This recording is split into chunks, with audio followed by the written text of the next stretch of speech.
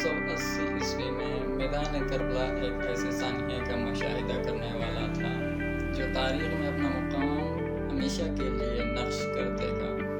حضرت محمد صلی اللہ علیہ وسلم کے نواسے امام حسین رضی اللہ عنہ غیر متزلزل ایمان اور حوصلے سے لبریز دل کے ساتھ ظلم کے خلاف کھڑے ہوئے۔ امام حسین علیہ السلام نے یزید کی بیعت کرنے سے انکار کر دیا تھا۔ وہ حکمران جس کی حکمرانی اسلام کے قائم کردہ عدل و انصاف کے اصولوں کے خلاف تھی، حق کے لیے کھڑے ہونے کا انتخاب کرتے ہوئے حسین علیہ السلام اور اس کے پیروکاروں کے چھوٹے گروہ بشمول خاندان اور وفادار ساتھیوں نے مکہ سے کوفہ کا سفر شروع کیا۔ تاہم نے یزید کی افواج نے روک لیا اور کربلا کی بنجر سرزمین پر بھیج دیا۔ چلچلاتی دور ڈر گئی جب حسین علیہ السلام اور ان کے 72 پیروکاروں نے دریا فرات کنارے کھڑا تھا۔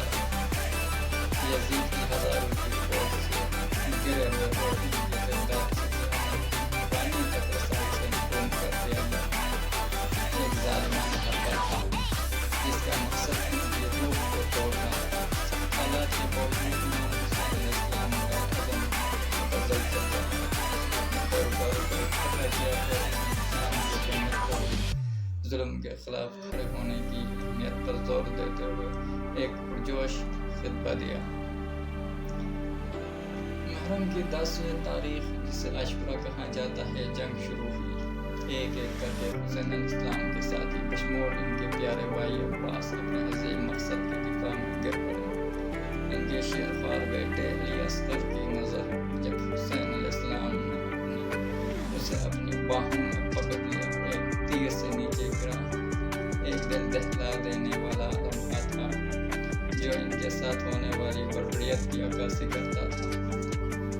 اپنے تمام ساتھیوں کے ساتھ شہادت کے بعد امام حسین علیہ السلام میدان جنگ میں تنہا کھڑے تھے۔ تھکا ہوا اور زخمی ہو کر وہ بہادری سے لڑتا رہا، یہاں تک کہ وہ بھی گر گیا۔ اس کے جسم کے بے شمار تیروں سے چھید کیا۔ جب اس نے اپنی آخری سانس لی، حسین علیہ السلام کی قربانی ناقابل تسخیر مشکلات کے خلاف